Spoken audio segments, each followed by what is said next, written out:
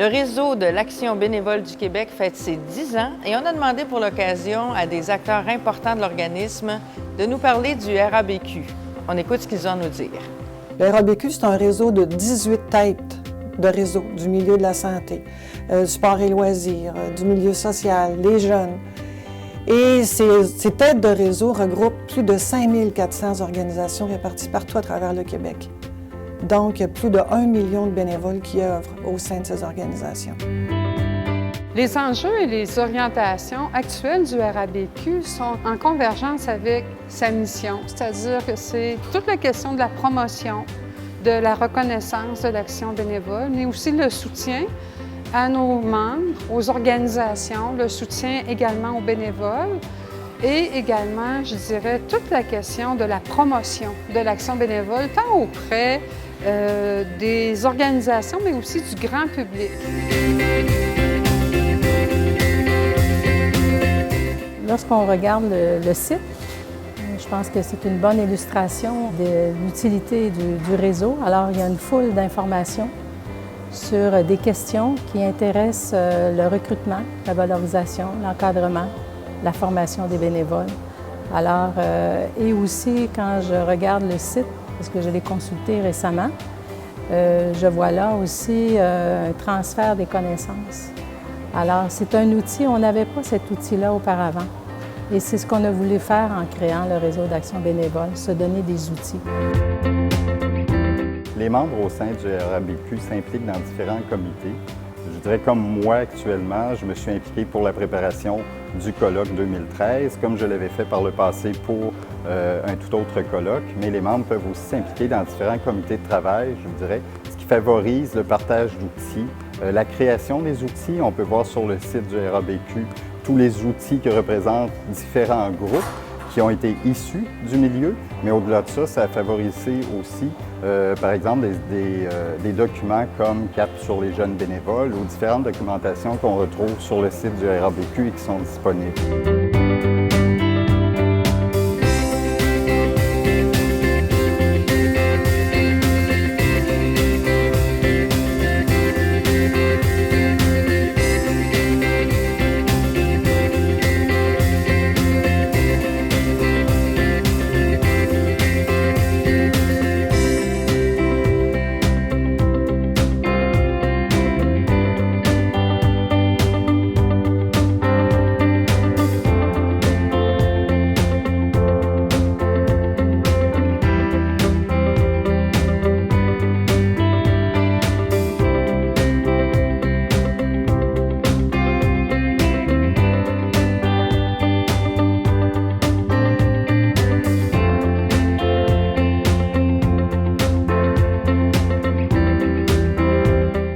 Pour moi, de devenir porte-parole du RABQ, si vous saviez comment ça s'est fait naturellement. J'ai l'impression que depuis toujours, moi, le bénévolat a traîné autour de moi. J'ai eu des exemples concrets avant même que je connaisse le mot et l'impact. Alors aujourd'hui, ça me coule des veines et j'implique même ma famille. Donc, de pouvoir en être porte-parole, en parler ouvertement, inciter les gens à en faire quotidiennement, à l'occasion, c'est motivant pour moi et ça me fait plaisir parce que c'est naturel et ça fait partie de mon quotidien. La motivation à intégrer l'équipe du RABQ, en fait, c'était en réponse à la mission du Réseau Action bénévole du Québec, qui était de rassembler les secteurs de l'action bénévole. Et pourquoi cette portion de la mission du Réseau Action bénévole du Québec m'a amené à m'y impliquer? Parce que d'abord, ma passion des gens, mais ensuite pour redorer ou en tout cas donner une image positive du bénévolat et de contribuer à donner une image positive du bénévolat au Québec. Au cours des 10 dernières années, depuis la création du RABQ, il y a eu tous des changements qu'on peut vraiment observer, des impacts importants. Dans le fond, ce qu'on a réussi à faire, avec cet organisme-là, c'est de créer un lieu de concertation, mettre en commun des énergies pour créer des outils, les partager, mettre en commun des énergies pour développer des façons de faire qui seraient utiles à tout le monde.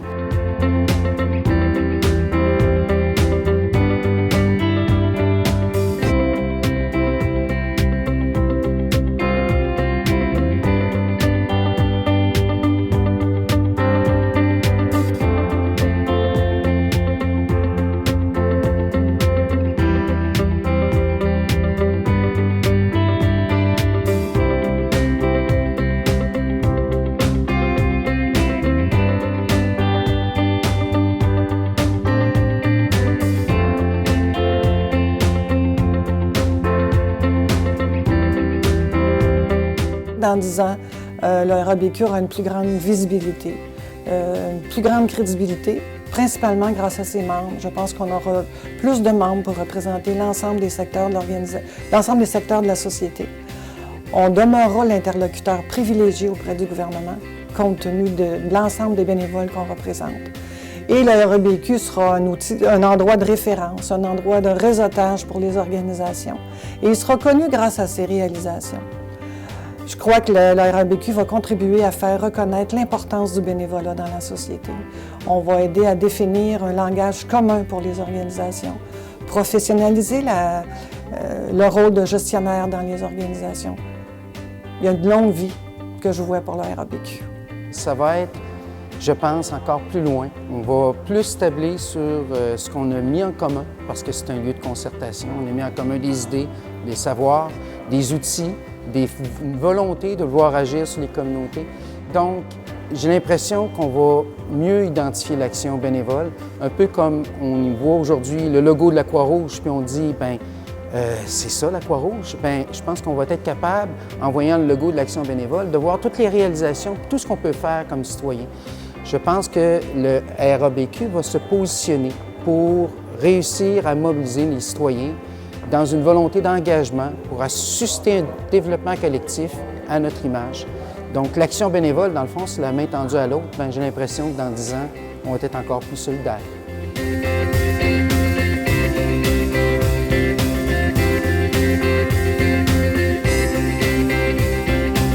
Dans 10 ans, le RABQ aura élargi son membership et évidemment aura aussi élargi son équipe de travail qui est déjà excellente, mais il y aura plus de personnes pour travailler sur les différents dossiers.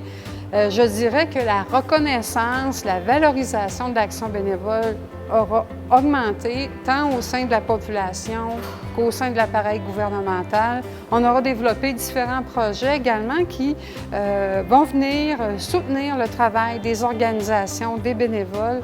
Et l'action bénévole aura des lettres de noblesse beaucoup plus reconnues au sein de la société québécoise.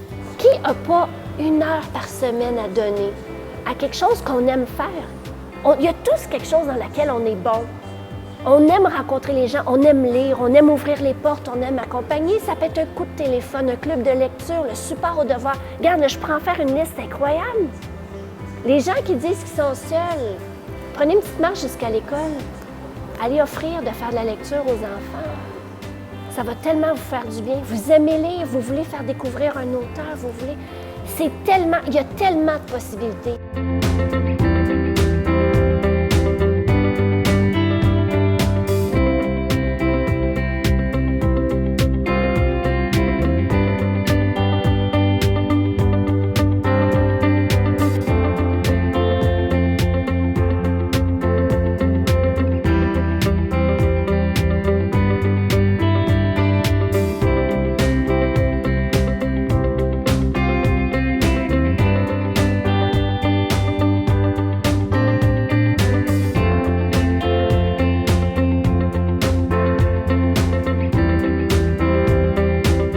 Le bénévolat, c'est essentiel. C'est pas d'aujourd'hui.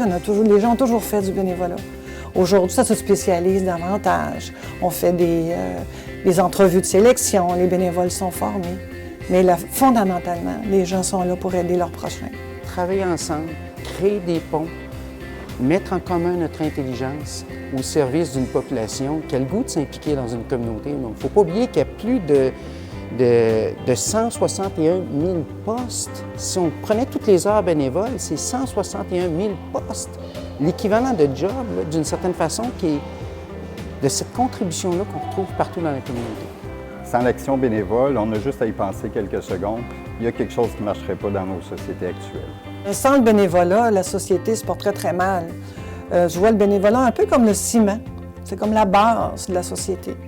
Ça commence par aider son prochain. Souvent, les gens font du bénévolat, mais nomment pas ça comme étant du bénévolat. À partir du moment où tu aides l'autre dans un geste gratuit, c'est du bénévolat. On en fait tous les jours.